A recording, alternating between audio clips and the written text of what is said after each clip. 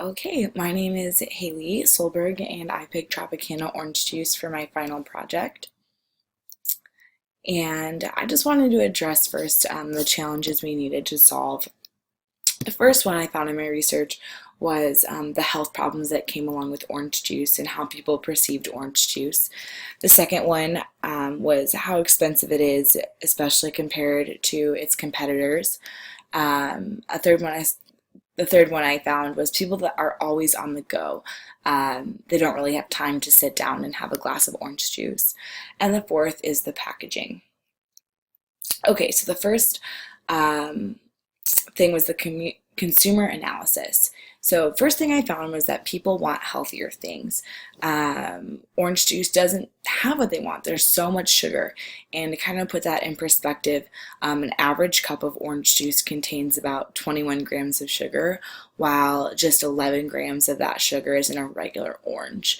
So the sugar intake is massive, almost double. And people would rather have tea or juice, smoothies, anything that they think is healthier. A big contributor to this was the Atkins diet back in the early 2000s. Orange juice was a huge no-no on their list because of the sugar content. So that's when people kind of started realizing how much sugar was in orange juice. I mean, it's been compared to having a glass of Coke in the morning or having a can of Coke. Another problem that I addressed was that consumers don't want to sit down and drink orange juice. Everyone is on the go, which is true. I mean, I can relate to that personally. If I have an extra 5 minutes, I'd probably rather sleep or get to work early, or, I mean, sitting down and having a glass of orange juice isn't the first thing on my mind. Um, but yeah, they want something they can grab on the go and, take it in their car and take it to work or class. The second one was the self-analysis. So this is a natural and emotional brand. Their design with the straw and the orange juice distinguishes them. It does make them seem more natural. Um, Although their sugar content is high, it's very clear that, that orange to juice feeling makes the brand seem very natural. And it's an emotional brand because it's the orange juice your mom bought. They're a brand loyalist just because of that emotional attachment, and that's really big because it's a name that's trusted, and that was one of their strengths I put down is a brand everyone knows and trusts. And consumers are most likely brand loyalists, and this is a strength and weakness because they are getting it's obviously a good product, people keep buying it, people know the name, but it's also not reaching out to new consumers. They're just kind of sticking with their own audience. They're lacking healthier drinks, and it's extremely expensive compared to competitors. So that leads me to the next one, which is the competitor analysis. And the three competitors I chose were Minute Maid, Simply Orange, and Florida's Natural brand, just because those were the three that claimed to be the healthiest. They're never made from concentrate, 100% juice, just like Tropicana. So the strengths weaknesses for the competitors is Tropicana is the second most expensive. First most expensive being Simply Orange, which is actually owned by Coca-Cola, and Tropicana is owned by Pepsi.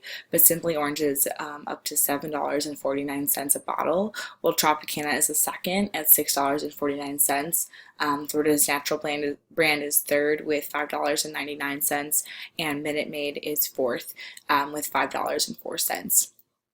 So it's, second most expensive. Simply Orange, like I said, is their biggest competitor, and they have a really clean package. And that kind of brings us back to what Tropicana tried to do.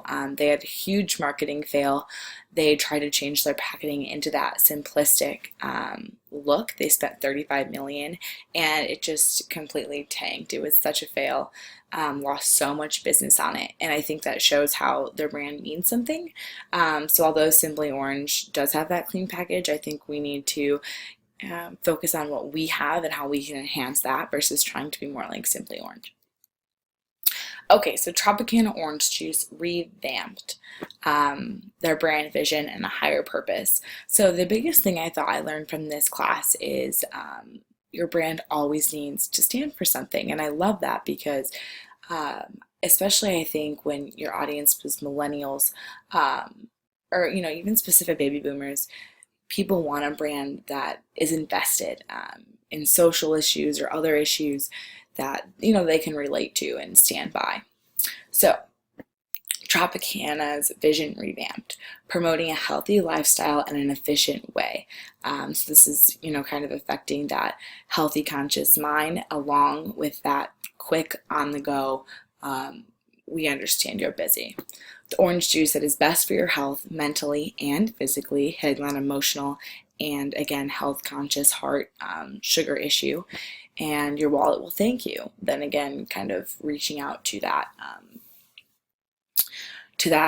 how it's so expensive. So how do we do this?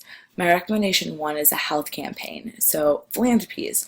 The audience would be health conscious consumers, and you would focus on philanthropies like Shape Up America. And these can, Tropicana can be a huge sponsor for these philanthropies, just because, like I said, it's such a well-known name, and you can kind of say, okay, we want to help you with this because Tropicana they can help you with this. We are a healthy brand to help obesity, childhood obesity. We can, we are healthy and promote that brand. Take advantage of the name, create a healthy brand. That's a big thing I've noticed a lot with healthy trends is people don't really know what's healthy. Like I always think of kale as an example. People just hear kale and it's the new trend because people, assume it's healthy. So I feel like if you make that healthy brand, and kale is healthy, don't get me wrong, but if you start making that healthy brand and making health associated with your brand, people will jump on board and go with it. Sponsored runs, like a color run that's only orange, Tropicana, before, during, at the finish line, you're drinking this while you're working out. It's good for you. And I think you would create a video to share that as a commercial.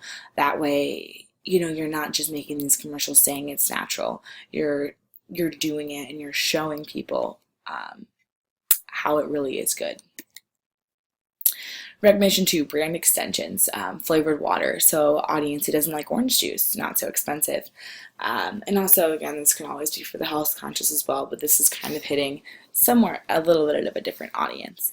So extensions are a good idea because people know and trust the Tropicana name. So flavored water, there's no sugar, no calories, but still that orange taste. You could even do more flavors, expand the brand with water, teas, anything that is lower in sugar, good for your health, and is cheaper. Okay, and lemonade. This is kind of breaking into the Simply market. So this would be for people on the go. I think we would focus on more is basically we would use must-haves to eliminate this competitor, Simply, owned by Coca-Cola. So like Acre said, don't just be the best, be the one that can do it right. And that's what we would do. We would have lower sugar.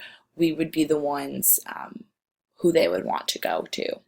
Put flavored water and lemonade in a little bottle. So it's good, ready to go. It's cheaper and it's healthy. It's hitting all those 3 problems and you still have that branding with that orange straw on it. So people know the name.